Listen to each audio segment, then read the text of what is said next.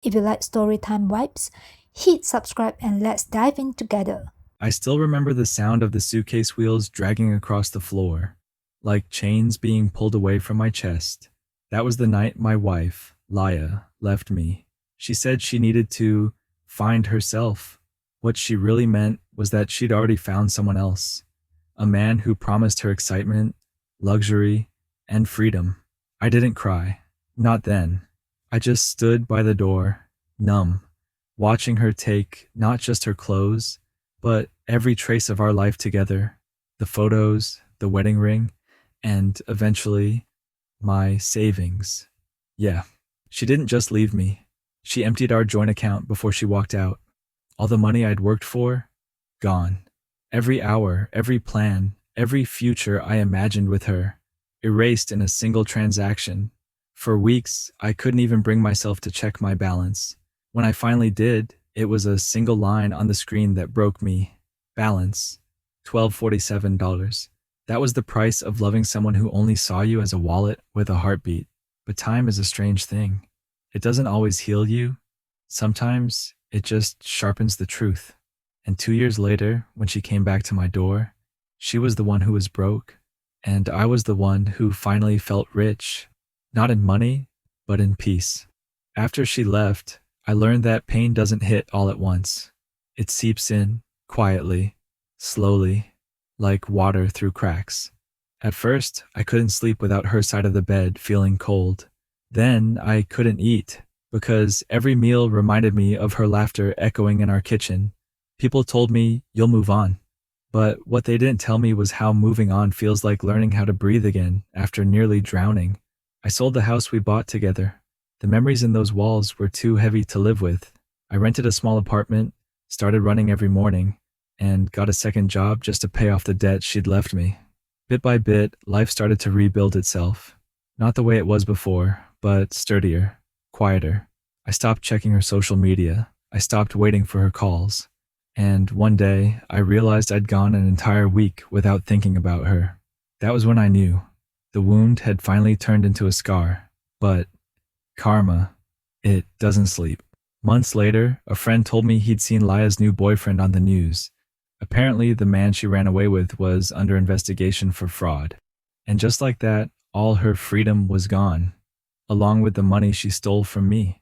She'd invested everything in him, every last dollar. I didn't smile when I heard it. I just sat there, quiet, letting the irony sink in. The woman who thought she could build happiness on betrayal was now learning what it's like to live without trust or money. And me? I was finally learning to live without her. 2 years passed. By then, I'd built a life that didn't revolve around anyone else. I'd started a small repair business, made enough to buy back my peace, and a little house on the edge of town. It wasn't big, but it was mine. Every nail, every coat of paint, every quiet morning coffee felt earned. Then, one rainy evening, the doorbell rang. I wasn't expecting anyone. When I opened the door, my past was standing right there, drenched, trembling, and wearing the same perfume that used to drive me insane. "Hey, Mason," she whispered. Her voice cracked on my name as if saying it hurt. She looked thinner, older, broken in ways makeup couldn't hide. I didn't invite her in right away. I just stared, long enough for her to realize that I was no longer the man she left behind. Finally, I stepped aside. She came in, eyes darting around my home like she was walking through a memory. "You've, changed things," she murmured, touching a photo frame on the shelf. "Yeah," I said. "Had to." She sat down, her hands shaking as she spoke. She told me everything. How the man she ran away with took all her money, how she ended up sleeping on a friend's couch, how she realized too late that she'd lost the only person who ever truly cared. Her voice trembled. "I made a mistake, Mason," she said. "I thought I'd find something better, but I only found people who used me." For a moment, I almost felt sorry for her. Almost. I let her talk. Every word she spoke was like watching a movie I'd already seen. Only this time, I knew the ending. When she finally stopped, the silence sat heavy between us. I could hear the rain hitting the windows, steady and relentless. "Do you still hate me?" she asked softly. I looked at her, really looked at her. The woman who once made me believe in forever was now a ghost of her own choices. I don't hate you, I said. Hate would mean I still care. She flinched, but didn't look away. Instead, she tried to smile. That same fragile smile she used to wear when she wanted to be forgiven. Mason, maybe we could start over, she said. I know it's crazy, but maybe, I interrupted calmly. No, Laya. You had your chance. Twice, actually. The first time when I loved you, the second when you took everything and walked away. Her eyes filled with tears. I was lost. I didn't know what I wanted. And now? I asked. She looked down at her trembling hands. Now, I just want peace. That word, peace, almost made me laugh, because she'd taken my peace once, and now she was begging for it back. You won't find it here, I said quietly. You destroyed that version of us.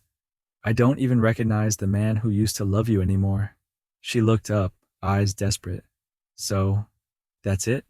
I nodded slowly. That's it. For a long moment, neither of us moved. Then, finally, she stood, wiping her tears with the back of her hand. At the door, she turned and whispered, You'll regret this, Mason. I smiled faintly. No, Laya, I said. I already did. The door clicked shut behind her, and for the first time that night, the rain sounded softer. It wasn't silence that filled the room. It was clarity, the kind you feel after a storm finally spends itself. I stood there for a moment, staring at the spot where she'd just been.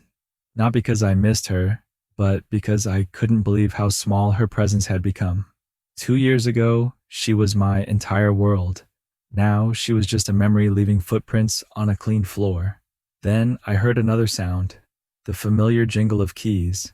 The door opened again, but this time, it wasn't her. It was Ava, her old best friend, the one who'd stayed by my side when everything fell apart. Hey, she said softly, stepping in. I saw her outside. I nodded. Yeah, she's gone. Ava placed a grocery bag on the counter, looking at me the way someone looks at a wounded animal that finally stopped bleeding. You okay? She asked. I smiled faintly. Better than I expected. She chuckled, shaking her head. You always underestimate yourself. For a while, we didn't say anything. She started unpacking groceries like it was the most normal thing in the world. And maybe, in a strange way, it was. Because for the first time in years, normal felt good. She took everything from you back then, Ava said quietly. But she didn't take your heart. I looked at her, really looked at her, and realized she was right. Laya had stolen my money, my faith, and my time. But she hadn't taken the part of me that could still love, just the part that had loved her. We ate dinner together that night. Nothing fancy, just pasta and quiet laughter between two people who had survived the same storm from different sides of the fence. There was no need for grand gestures or dramatic declarations. The peace in the room said enough. After dinner, we sat on the porch. The rain had stopped and the air smelled clean, like the world had been washed new. Ava leaned her head on my shoulder, and for a long time, we didn't speak.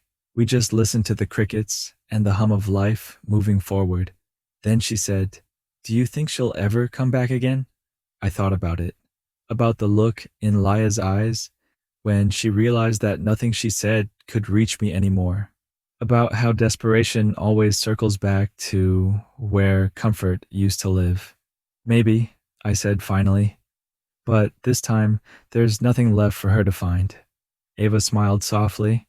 Good, because she already lost the best thing she ever had. I looked at her, and something inside me settled.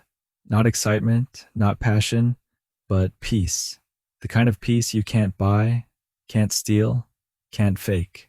The kind you only earn after losing everything and still standing. I used to think revenge meant making someone suffer the way they made you suffer. But standing there, under the quiet night sky, I realized real revenge is living so well that they can't touch you anymore. Laya's world had crumbled because it was built on greed and lies. Mine stood firm because it was rebuilt with honesty and patience. She took everything that day she walked away. My money, my heart, my sense of worth. But in losing it all, I found something greater. Clarity. Sometimes the sweetest revenge isn't payback. It's peace. And as Ava reached for my hand, smiling under the silver moonlight, I knew this was the ending I was meant to have. Not the one I'd imagined, but the one I'd earned. The door she once slammed closed had become my beginning. And this time, I didn't need to chase love, because love had quietly found its way back, in a form that never left.